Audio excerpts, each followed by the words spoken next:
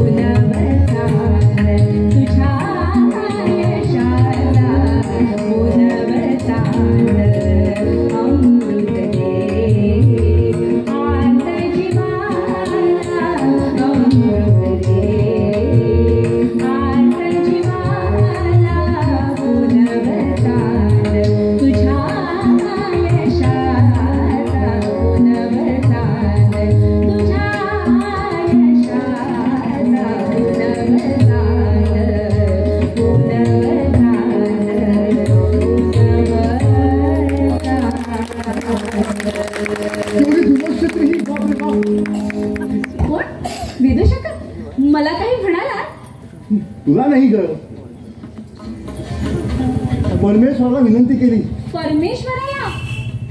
हो, अशा सज्जनापासून पृथ्वीचं रक्षण कर अशी प्रार्थना केली त्याला. कोणत्या सज्जनांपासून? कचदेवांसारख्या. कचदेवांसारखे सज्जनच या पृथ्वीचं रक्षण करीत असतात. हो का? कुणास ठाऊक. माझी पृथ्वी हे शरीर, पृथ्वी एवढी आहे, शरीरा एवढी पृथ्वी आहे. शरीर संपलं, पृथ्वी संपली. आणि हे माझं प्रिय शरीर आज संपायच्या बेदातच आलं होतं. बापरे बाप, एवढी धुमस पृथ्वी. रमेश, मला थोडं पाणी दे पाहू.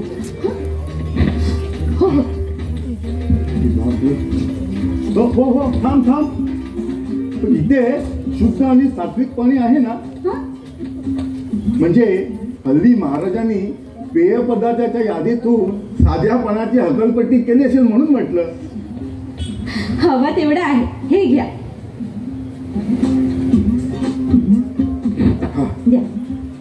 आता जीव जागेवर आला. तर मी काय सांगत होतो?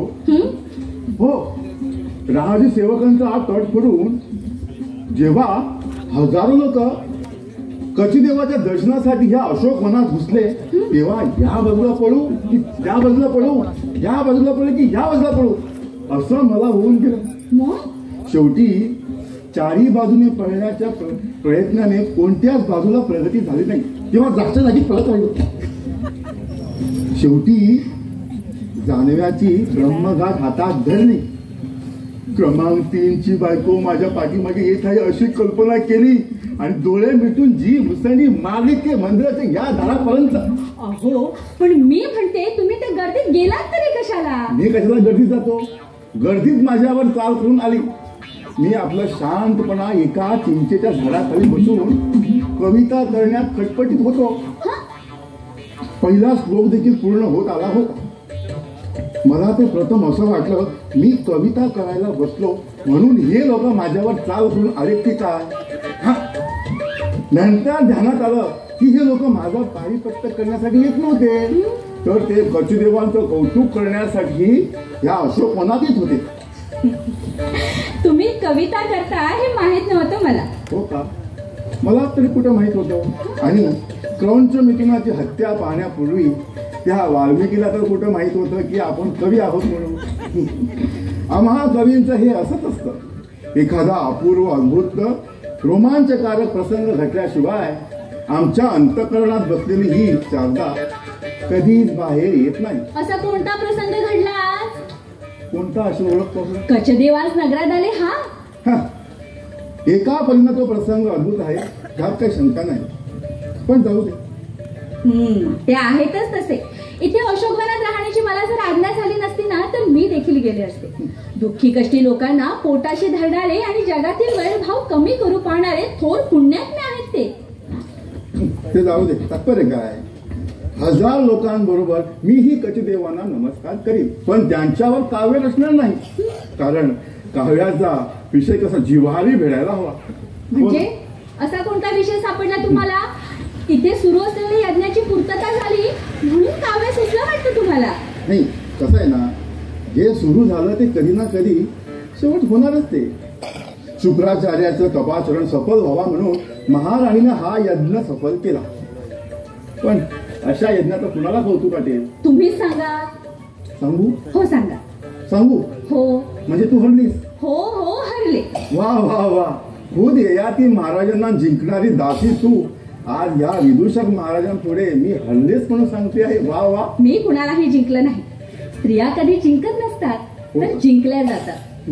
हा एक गैरसमज फक्त पुरुषांचा. डाळिंबाचे दाणे खात पिंजऱ्यामध्ये बसलेल्या पोपटांना नेहमी वाटतं की हा पिंजरा मी जिंकलेला आहे. खरोखर जिंकणारा असतो तो पिंजरा, जिंकलेला असतो तो पोपट. डाळिंबाच्या दाण्यामुळे हा गोंधळ नेहमी पोपटाच्या डोक्यात ओढवलेला असतो. अहो, पण कोणता तरी अद्भुत, अपूर्व, रोमांचकारक असा प्रसंग पाहून तुम्हाला काव्य सुचलं होतं. आणि तो प्रसंग कोणता हे तुम्ही मला सांगणार होता. तेव्हा सांगा पाहू, कोणता होता तो प्रसंग? सांगू का? नाही, म्हणजे संकोच वाटतोय. अहो सांगा. पण तुम्हाला सांगायला काही हरकत नाही. काय म्हणतो, राणी वशात काम करणाऱ्या एका द्राविड दासीनं मला प्रेमपत्र दिलंय. अरे वा! म्हणजे पुन्हा लग्नाचा योग आलेला दिसतो. शांतम पापम शांतम पापम. लग्नाचा योग आला की प्रेमाचा कायम योग झाला म्हणून समज. ज्याला आपला प्रेम साबूत ठेवायचा आहे त्यांनी कधीही लग्नाच्या वाटेला जाऊ नये, हा शहाणपणाचा अभिप्राय. लग्नाच्या वाटेने कसं हिच्या लहान लहान पोराशिवाय दुसरं काही निष्पन्न होत नाही. लग्नाच्या जिन्याने प्रेमाच्या जिन्याने माणूस स्वर्गावर जातो आणि लग्नाच्या जिन्याने माणूस थेट ह्या पाताळा तळाशी येऊन पडतो. माझा 5 वेळेचा अनुभव आहे हा. माझाच कशाला, आपल्या ययाती महाराजांचंच घ्या ना. माझं नैतिक धैर्य तरी 5 लग्नापर्यंत तरी टिकलं. ते तरी एकाच लग्नानंतर घर पाटाच्या तळाशी येऊन पडले. त्याने तर देव आणि थांबा. कोणत्याही गोष्टीवर विनोदानं बोलण्याची तुम्हाला मोकळीक आहे आणि ते तुमचं काम आहे हे मी जाणून आहे. पण महाराजांचं व्यसन, त्यांची आजची मनस्थिती हे तरी तुमच्या विनोदाचे विषय असू नये. निदान माझ्या समोर तरी नाही. काहीच का वाटत नाही तुम्हाला या गोष्टीचं? हे फार शर्मिष्ठ. विनोद हे जिभेचं अपत्य, अंतःकरणाचं नव्हे. हे बोलणं परमार्थानं घ्यायचं नाही. तू दासी असलीस तरी आज महाराजांची सखी झाली आहेस आणि मी विदूषक असलो तरी त्यांचा जवळचा मित्र आहे. त्यांची ही आजची अवस्था पाहून मला माझं अंतःकरण तुटल्याशिवाय कसं राहील. 1 वर्ष लग्नाच्या पहिल्याच रात्री मृदयसाठी म्हणून मध्यरात्रीत जंगलात गेलेले महाराज ते पुन्हा कधी आलेच नाही. दुसऱ्या दिवशी महालात परत आलेले महाराज ते फार वेगळे होते. जणू जंगलातला लांड्यापुढे त्याने पूर्वीचं आयुष्य टाकून ते पुन्हा भूताखेदान दिलेले आयुष्य पांघरून ते पुन्हा माघारी आले. मद्य आणि स्त्री यांच्या व्यसने तिने तेव्हापासून सुरू झालं. नंतर दसूंच्या पारव करण्यासाठी पश्चिमेकडे स्वारीवर गेले. तिकडून परत आल्यावर तर कुठला दर बंद राहिला नाही. महाराणीचं राजा आणि राजसत्ता त्यांच्या ताब्यात आल्यापासून त्याच्या आनंदात मग्न आहे. आपल्या राणीपणाची जेवढी त्यांना जाणीव आहे ना, त्या शतांश नाही आपल्या पत्नीपणाचं जाणीव असती तर ती ही गोष्टी ह्या तळाला आल्या नसते. महाराणीच्या समोर ययाती महाराज मान खाली घालतात आणि त्या डजरे आड झाले की स्त्रीचं शरीर आणि मद्रेचा प्राला जवळ करतात. त्यात आपलं दुःख सारा अपमान उडवण्यासाठी. शर्मिष्ठे, प्राणाची किंमत देऊन तरी हे ह्यात काही सारं बदल झाला असतो ना, तेही मी द्यायला तयार झालो असतो महाराजांना ह्या चित्रातून बाहेर काढण्यासाठी. पण आपले हात छोटे आहेत, फार छोटे आहेत. आकाश कोसळणं दिसत आहे तरी पण आपण काही करू शकत नाही. एखाद्या रंगल्यात बसलेल्या प्रेक्षकांसारखं हे भयान नाट्य आपण पाहत आहोत, तेही उघड्या डोळ्यानं. विदूषका, महाराजांचे स्वामी इकडे येत. पहा, झोपेशिवाय रात्र आणि विश्रांतीशिवाय दिवस लोटणाऱ्या माणसाचा चेहरा आहे हा. वाटतं की हंबाला भरून त्या परमेश्वराला हात घालावी आणि त्यांना विचारावं, का अशा श्रेष्ठ माणसाचा चुराला करतोयस का? सर्वेष्ठे, मी आता जातो, कारण या घटकेला तरी महाराजांचं मनोरंजन करणं मला शक्य होणार नाही. कारण विदूषकाच्या डोळ्यात आसू आहेत. विदूषकाच्या डोळ्यात आसू म्हणजे जगातील सर्वात हास्यास्पद गोष्ट आहे. जातो.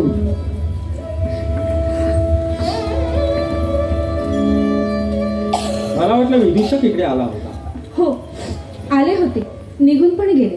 निघून गेले? मी येणार आहे माहीत असूनही निघून गेले. प्रतिहार, त्यांना बोलावं नाही, ते यायचे नाही. मी बोलवलं तरी? कारण त्यांच्या डोळ्यात आसू आहेत आणि ती कोणालाही दिसू नयेत अशी इच्छा आहे त्यांची. विदूषकाच्या डोळ्यात आसू. विदूषक रडायला लागले म्हणजे सृष्टीचा समारोह जवळ आलाय असं मानायला हवं नाही का?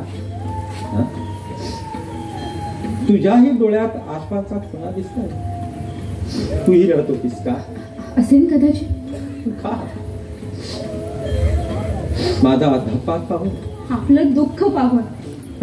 मग अकारण आहे ती दुःख अकारण. अगं, नुसतं मनानं जगणारा योगी दुःखाच्या पलीकडे जातो.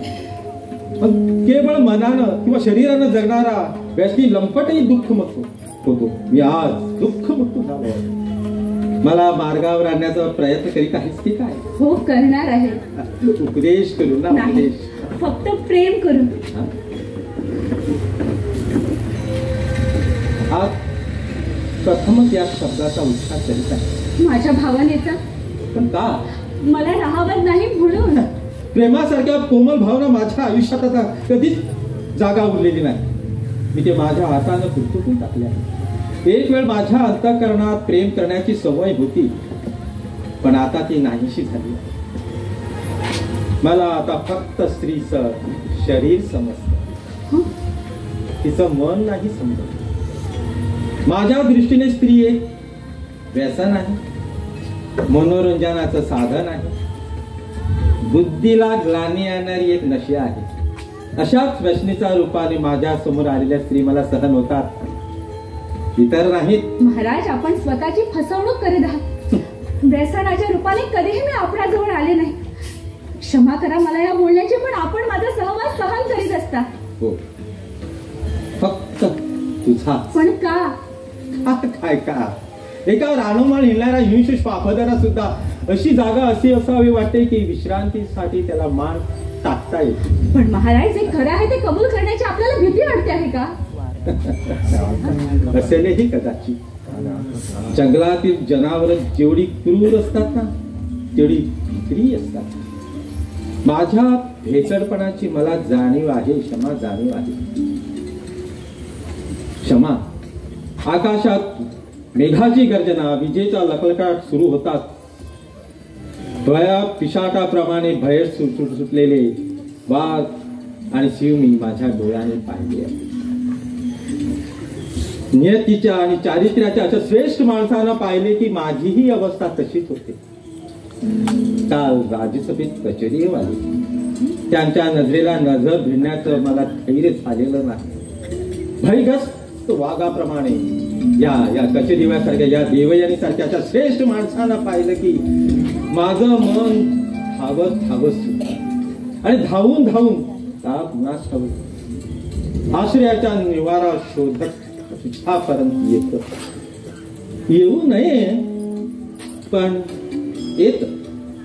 तूही का माझा धिक्कार करीत नाही?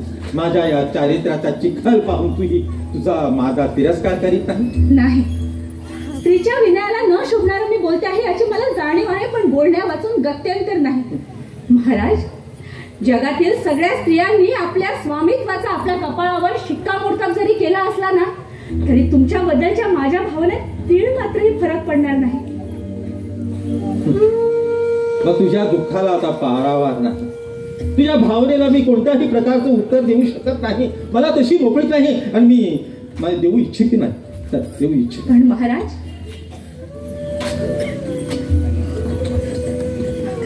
आपण माझ्यावर प्रेम करा असं कधी मी म्हटलं नाही आणि मी म्हणणारही नाही. माझ्या अधिकाराच्या सीमा मी जाणते. अधिकार? क्षमा. सृष्टीच्या पलीकडे अधिकाराचे जो व्यवहार ठरवितो आहे ना, त्याला सगळं समजतं. पण प्रेमाचा धर्म मात्र त्याच्या मनात अजून उमजलेला नाही, हे खरं. प्रेम जेव्हा प्रेम करणं आणि प्रेम करून घेणं हे अधिकार निर्माण होतात ना, तेव्हा प्रेम नष्ट होतं. फक्त शिल्लक राहतात ते अधिकाराचे साखळी पोलादितांनी काचून परस्परांना ठार मारण्याचे अधिकार. महाराज, माझ्या काळाची शपथ आहे तुम्हाला. जाऊ दे ग, क्षमा जाऊ दे. तू राजकन्या असून दासी झाली आहेस, मी माणूस असून जनावर झालो. निदान होण्याचा प्रयत्न करीत आहे. मलाही एक वेळ वाटतं तुझ्यासाठी हे सगळं चुकीचं आहे, व्यर्थ आहे. पण मद्य आणि मंचक ह्याच्या पलीकडे माणसाच्या जीवनात काहीतरी अर्थ असायला हवा. नसलं तर द्यायला हवा. जाऊ दे, मला ते आता काही नको. पण माझ्यासाठी एक काम करशील? काय महाराज? एक काम म्हणशील? तुम्ही सांगाल तर जरूर म्हणे. आपल्या लाल केसरी कोमल आणि तीव्र सुराने माझ्या स्वभावात भिंद उभारून मला त्यात आत बंद टाकणार. महाराज, तुम्ही सांगता तसं सामर्थ्य माझ्या गीतात नाही, तरीही मी म्हणण्याचा प्रयत्न करते. हा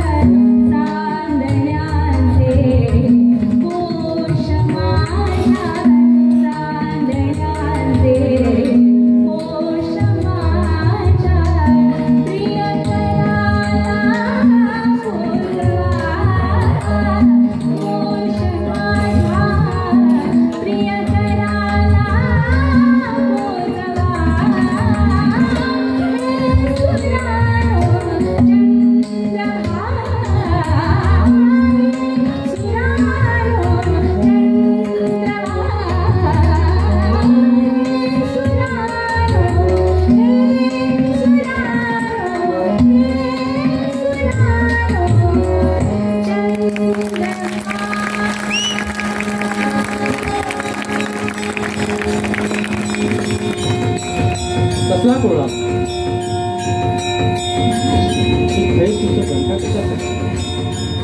प्रतिहार प्रतिहार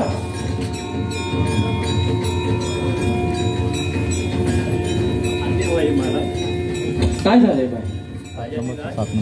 हा रक्षक आला आहे आपल्या वार्ता घेऊन. पण काय झालं?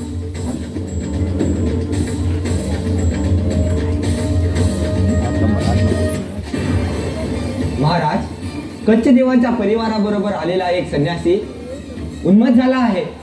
यज्ञाच्या मंडपाला त्यांनी आग लावायचा प्रयत्न केला आणि पशुमंडलातील पिंजरे तोडून रानटी जनावरांना मोकळी सोडली. अगं बाई, मग मोठ्या प्रयासाने जनावर पुन्हा पिंजऱ्यात घातली आहेत, पण त्या संन्यासाचा उन्माद कमी होत नाही.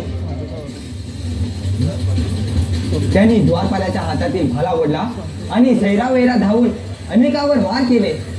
अशोक वनात तर चौकडे धावपळ झाली आहे. स्त्रियांच्या अंगावर तर तो पिसाट्यासारखा धावून जात आहे. अतिथी आणि संन्यासी असल्यामुळे रक्षकांनाही त्याला मारणे शक्य नाही. महत् प्रयासाने आम्ही त्याला पकडून निशस्त्र केला आहे. रक्षक त्याला इकडेच घेऊन येत आहेत. कच्छ देव आणि महाराणी काही ऋत्विजनांना निरोप द्यायला गेले आहेत. त्यांनाही ही वार्ता कळविली आहे. राजाधिराज, तो आला आहे. आपली आज्ञा व्हावी तर. नको नको, त्याला बाहेरच अडवून ठेवा. काही झालं तरी आत पाठवू नका. काही झालं तरी तो माझा अतिथी आहे. घेऊन येते रक्षकाला सांगा घेऊन या. पण महाराज, मला भीती वाटते आहे. मी इथे असताना तुला घेण्याचं काहीच कारण नाही. अंगावर टिप्पण टाकून आलेले सिंह आणि वाघ सुद्धा मी या मंगाटाने मागे येत आहे. आणि हा तो एकशी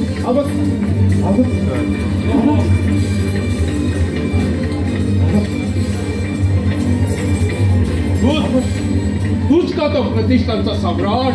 होय, मीच आहे.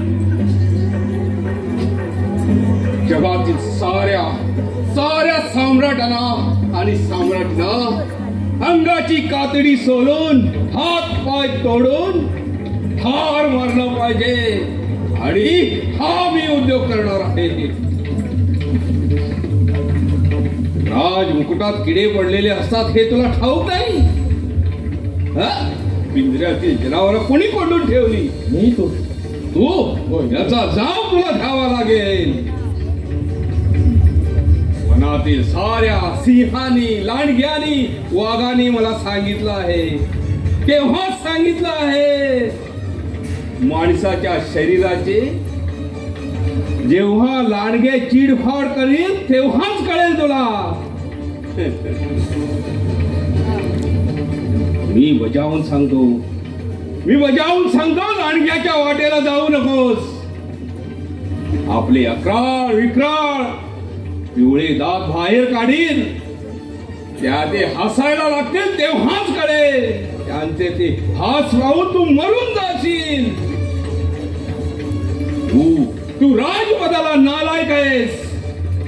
तुझ्या राज्यावरच्या आकाशाला 100 भगदाडे पडले आहेत आणि त्यातून अप्सरांच्या स्तनाचे सारखे ढीक खाली पडत आहेत.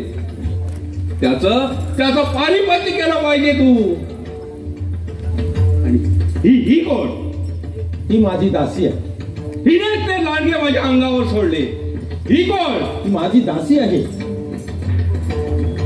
साफ खोट ही दासी नाही.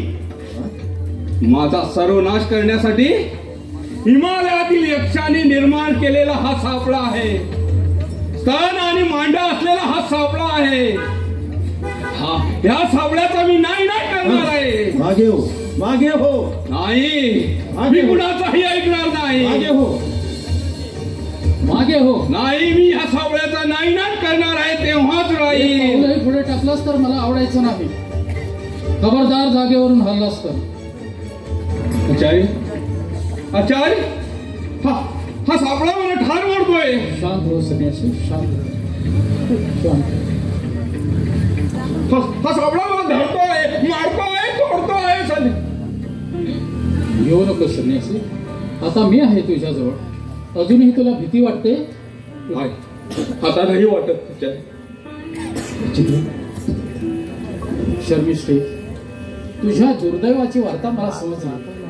तुझं हे दास्य पाहून मला किती दुःख होत आहे हे तू जाणत असेल. या संबंधी मी देवयानी जवळ बोले. देवयानीशी या संबंधात बोलण्यासारखं काहीही नाही. ठीक आहे, देवयानीला आवडलं नाही तरीही मी तिच्याशी बोले. पण तू आता इथून जावंस हे बरं. त्याशिवाय या संन्यासाचा क्षोभ शांत होणार नाही. हो दासी, तुला ते थांबायचं कारण तू अशीच्या अशीच राजवाड्यात जा आणि माझ्या आज्ञेची प्रतीक्षा कर. ठीक आहे महाराज.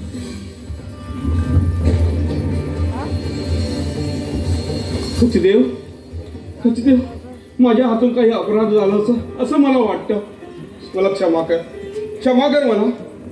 रक्षका, ह्या माणसानं पुन्हा काही आचराटपणा केला, अत्याचार केला तर अशोक वनाच्या द्वार मंडपात याला बेताच्या छरीनं रक्त फुटेपर्यंत फोडून काढा. रथाच्या चाकाला वरून नगराच्या हागी बाहेर फेकून शिक्षा करू नका मला. नका. भिऊ नको सन्यासी, मी आहे तोपर्यंत तुझ्या केसालाही कोणा धक्का लावू शकणार नाही. उठ. प्रतिष्ठानात राज्य आमचं आहे. प्रतिष्ठानात राज्य तुमचं असेल, पण साऱ्या प्रतिष्ठानात सकट पृथ्वी तलावर परमेश्वराचं राज्य आहे. ते एकाच राज माझ्या यतिमानाला मान्य आहे.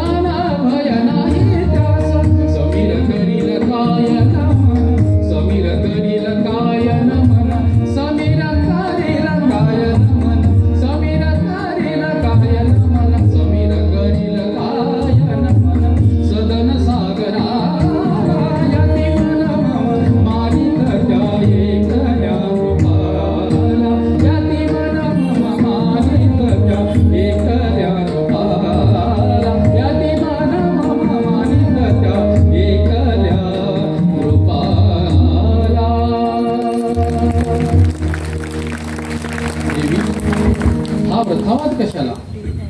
संन्याशाच्या वतीनं मी सर्वांची क्षमा मागतो आणि पुन्हा असा प्रकार होणार नाही असं आश्वासन देतो. ठीक आहे, घेऊन जा त्याला आश्रमामध्ये. थांबा. का? आचार्य, हा संन्यासी कुठं भेटला आपल्याला? हिमालयातील एका दरीमध्ये. मी माझ्या परिवारासह हिमालयातून भ्रमण करीत असता एका दरीमध्ये भ्रमिष्ठ स्थितीत हा मला आढळला. मनाची आणि शरीराची तयारी नसताना परमार्थाच्या मागे लागल्याचा परिणाम होता तो. मी त्याला माझ्याबरोबर घेतला, त्याच्यावर उपचार केले.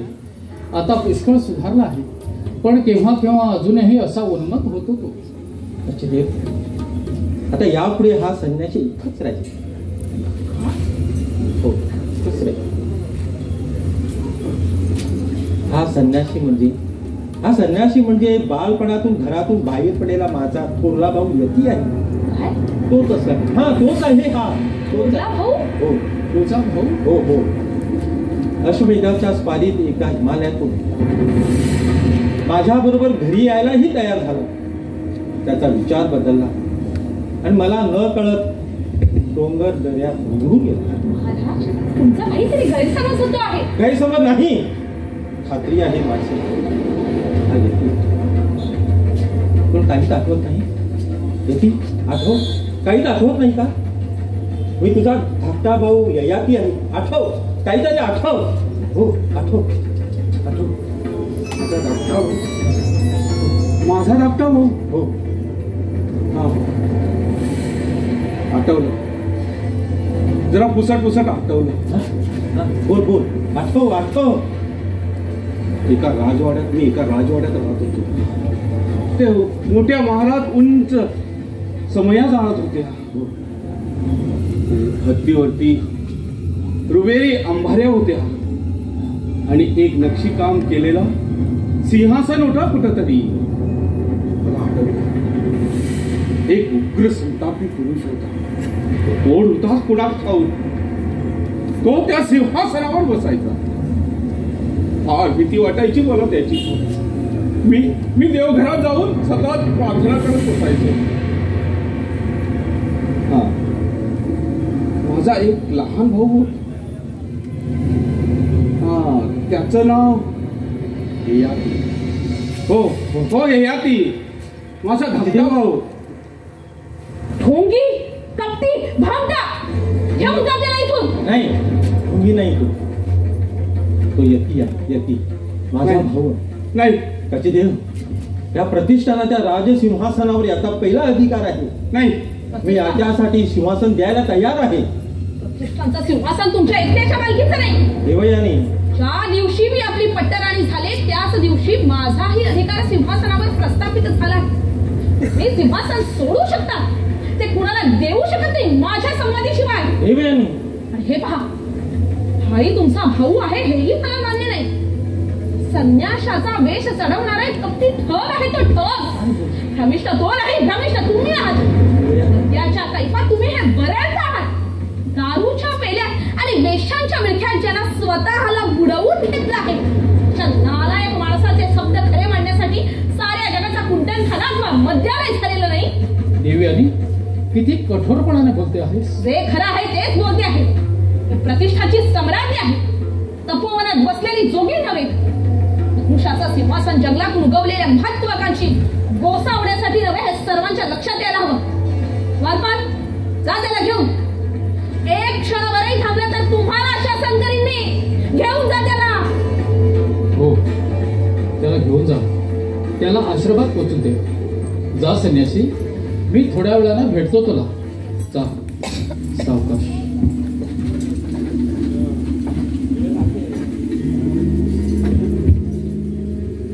ययाती महाराज, आपण कष्टी होण्याचं कारण नाही. संन्यासी तुमचा भाऊ आहे अथवा नाही हा प्रश्नच आता निर्माण होत नाही. नावागावाचा त्याग केलेला तो एक संन्यासी आहे. संसारात माघारी परत फिरण्याचे मार्ग त्याने स्वतःहून उद्ध्वस्त केले आहे. त्याला सांभाळून पुढे न्यायचं आहे, मागे नव्हे. पुन्हा त्याला संसाराच्या दरवाजाकडे नेणं म्हणजे त्याची बाधी पराकुटीला पोचवणं, त्याचा नाश करणं आहे. तो आता माझ्या ताब्यात आहे. मी असं होऊ देणार नाही. महाराज, माझ्यावर विश्वास ठेवा. तो आज कोणाचाही कोणी नाही. त्याला त्याच्या मार्गाने निर्भीतपणाने जाऊ द्या. आपला शब्द मला प्रमाणाही खचित.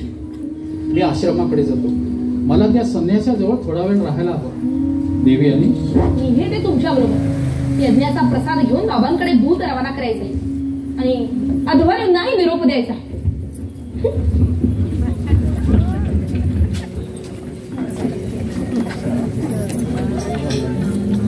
मद्याच्या नशेत बरळणारा, वेशाचा विळखा स्वतःहून पिळून घेणारा रमेश नालायक कशाला जपतो आहे.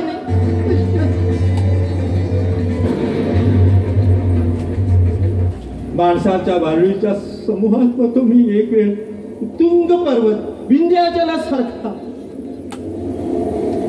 आकाशात मनगट उभारून सूर्याचा मार्ग अडविणारा, पृथ्वीचा भार सांभाळून शेषाला विश्रांती देणारा, अमरावतीवर धडका देऊन इंद्रालाही भयभीत करणारा. पण आज चालू आहे किडा, नुसता किडा, नुसता शर्मिष्ठ. मला आता तुझ्या स्वराचा आधार हवा आहे, आधार हवा आहे.